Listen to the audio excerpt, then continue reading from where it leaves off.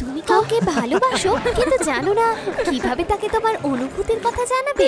Annie, প্রেমের দেবী, এটাই তোমার উত্তর। আমার দ্বারা নিক্ষেপ করা ভালোবাসার একটি তীর তোমার ভালোবাসায় অবশ্যই সাড়া জাগাবে। প্রেমিকা রাখতে চাও? তবে 1 মিলিয়ন গ্রাহকের কাছে আমাদের পৌঁছে দিতে ওয়াও ফেরি টেল সাবস্ক্রাইব করো, তাহলে প্রেম অবিলম্বে তোমার কাছে আসবে। দেবতাদের বাসস্থান সাইরাস মাউন্টেনে প্রেমের দেবীর ভ্যালেন্টাইন্স ডেতে সুন্দরভাবে সাজানো হয়েছে। আমাদের প্রিয় প্রেমের দেবীর দিনে অভিনন্দন।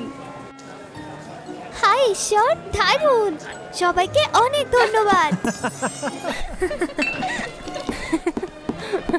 একটা নতুন দম্পতির জন্য অভিনন্দন আমার প্রিয়। তারা এখন তোমার কাছে সত্যি খুব কৃতজ্ঞ আর খুশি। এটা আমার কাজ, আমি এতদিন ধরে এই কাজটাই করে আসছি, আর আমি এখনো বুঝতে পারি না কেন সবার এমন ভালোবাসার প্রয়োজন। বিশেষত একজন প্রেমের দেবী হয়েও সে জানতো না যে ভালোবাসা কি।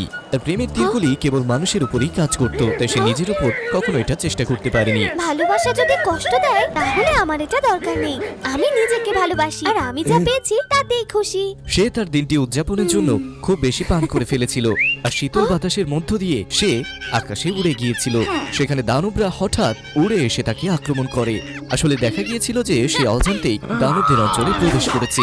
অ্যামি প্রচন্ডভাবে লড়াই করছিল, আর সে শয়তানের হাত থেকে পালাতে পেরেছিল, কিন্তু সে গুরুতরভাবে আহত হয়েছিল। তারপর অজ্ঞান হয়ে গিয়েছিল। সে নিজেকে এক অপরিচিত বাড়িতে দেখলো, আর দেখলো একটা ছেলে তার যত্ন নিচ্ছে। সে ছিল টোবিয়াস। অ্যামি এতটাই ভাগ্যবান ছিল যে টোবিয়াস তাকে খুঁজে পেয়ে তার বাড়িতে নিয়ে এসেছিল।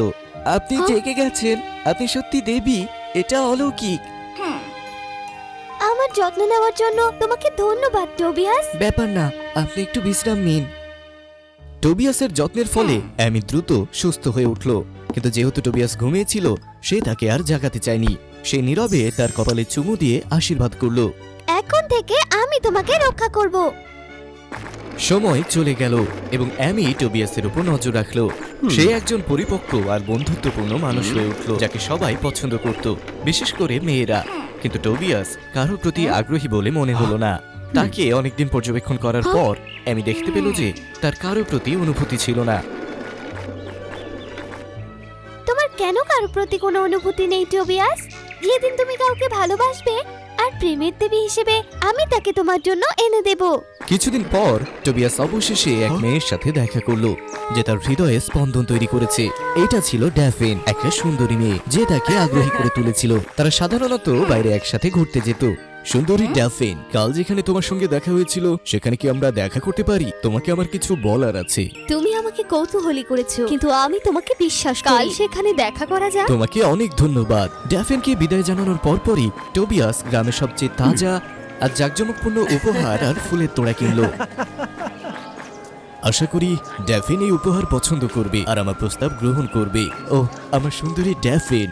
মেঘের অনেক উপর থেকে প্রেমের দেবী অ্যামি সর্বদা এটা পর্যবেক্ষণ করছিল। অবশেষে এই দিন এসেছে।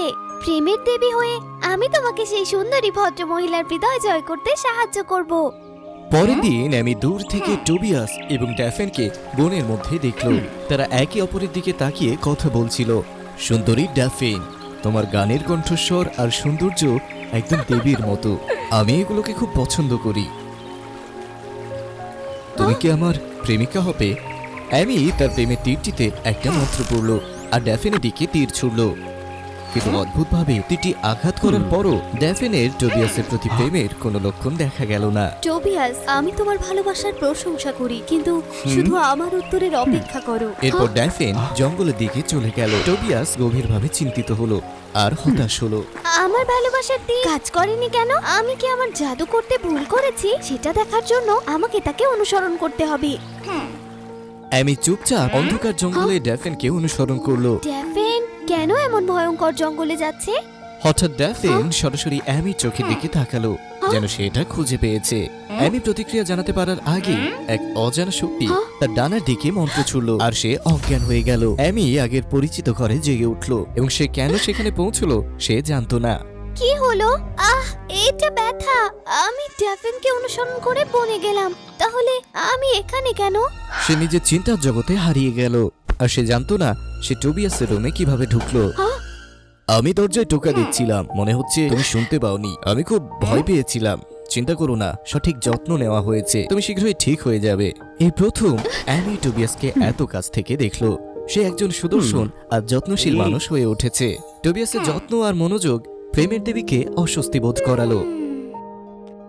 ধন্যবাদ, আমার যত্ন নেওয়ার জন্য ধন্যবাদ। তুমি আমাকে কিভাবে খুঁজে পেলে? তোমার মনে নেই, গত রাতে আমি বনের মধ্যে একটা চিৎকার শুনলাম, তাই আমি সেখানে গিয়ে নদীর ধারে তোমাকে অজ্ঞান হয়ে পড়ে থাকতে দেখলাম।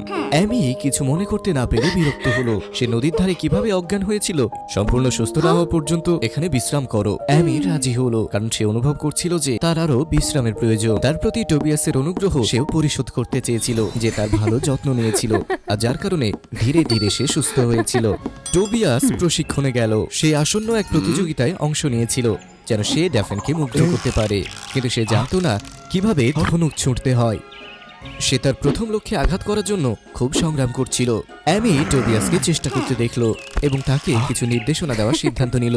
তবে একজন পুরুষ হিসেবে একটা মেয়ের কাছ থেকে তীর চালানো শিখতে সে বিব্রত বোধ করলো। সে তার উপদেশকে উপেক্ষা করলো এবং তার লক্ষ্য মিস করতে থাকলো। টোবিয়াস যখন তার মতো একজন দক্ষ দেবীর সাহায্য উপেক্ষা করলো, তখন রাগান্বিত হয়ে অ্যামি তার নিজের দক্ষতা দেখানোর সিদ্ধান্ত নিল।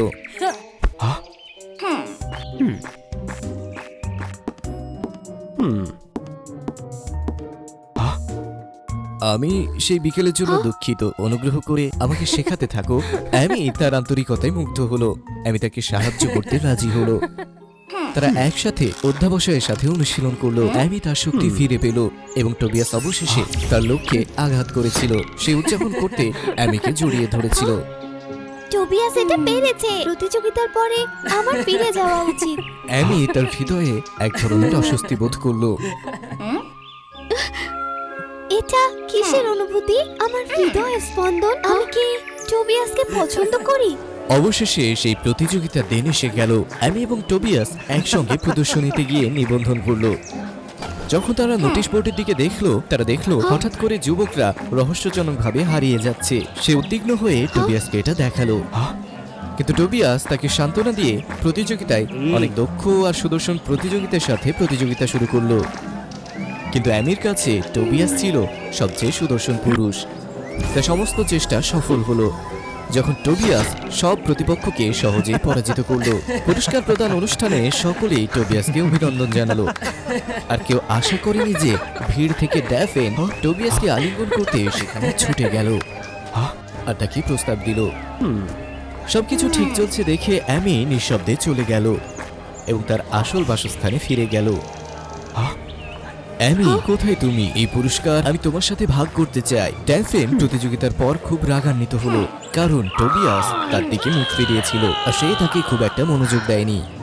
তোমাকে ক্লান্ত দেখাচ্ছে। আমার বাড়ি পাশে, চলো সেখানে গিয়ে একটু বিশ্রাম নেওয়া যাক। টোবিয়াস হতাশাগ্রস্ত আর ক্লান্ত বোধ করে ড্যাফেনের আমন্ত্রণে রাজি হলো। সাইরাসে ফিরে এসে অ্যামি টোবিয়াসকে মিস করছিল, কিন্তু সে ভেবেছিল যে সে ড্যাফেনের সাথে সুখী থাকবে, আর তার হৃদয় ভেঙে গেল। অন্য দেবতারা এটা জিজ্ঞেস করায় অ্যামি তাদের পুরো ঘটনাটি বলল আর তার অদ্ভুত অনুভূতির কথা বলল। দেবতারা এটি শুনে তাদের হাসি ধরে রাখতে পারেনি। ও আমার প্রেমের দেবী, এটা প্রেম মেয়ে। তুমি সেই লোকটাকে ভালোবাসো। তাহলে এটাই প্রেম? এতদিনে আমি এটা পেলাম। তুমি কিসের জন্য অপেক্ষা করছো? তাকে দেখতে যাও।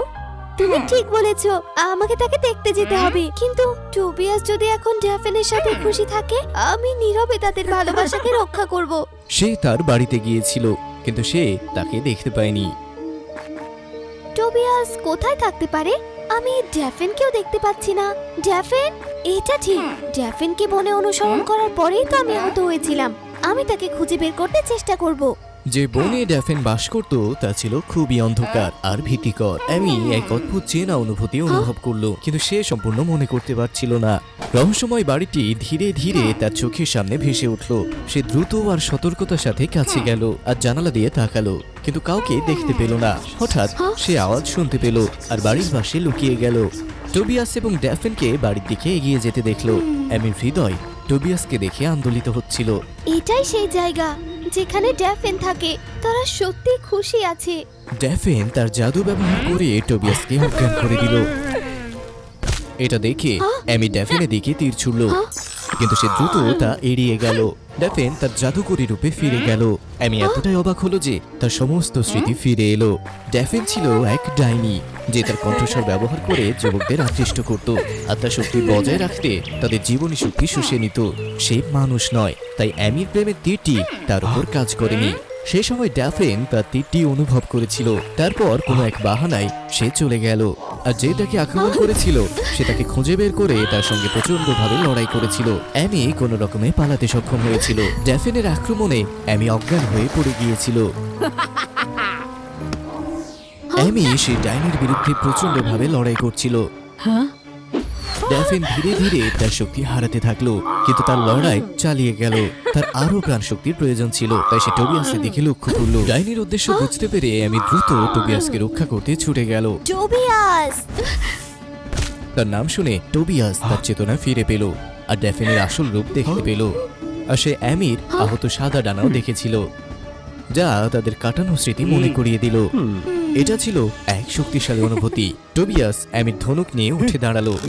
টোবিয়াসের সাহস দেখে অ্যামি তার শক্তির কিছুটা তার কাছে হস্তান্তর করলো। আর এই জাদুকরী শক্তি আর তাদের ভালোবাসার শক্তিতে ডাইনি দুর্বল হয়ে পড়লো আর সেই তীর ডাইনিকে পরাজিত করলো। অ্যামি, অ্যামি, তুমি ঠিক আছো? আমরা জিতেছি। আমাকে বাঁচানোর জন্য ধন্যবাদ। আমার সাথে থেকো, আমার তোমাকে প্রয়োজন। আমি তোমাকে ভালোবাসি। আমি ঠিক আছি টোবিয়াস। সব সময় আমাকে রক্ষা করার জন্য তোমাকে ধন্যবাদ। আমিও তোমাকে ভালোবাসি। এখন প্রেমের দেবী অবশেষে বুঝতে পারলো যে ভালোবাসা কি। টোবিয়াস অ্যামির ক্ষমতার সাথে একজন ডেমিগড হয়ে উঠল এবং তারা দুজন চিরকাল একসাথে সুখেই থাকলো।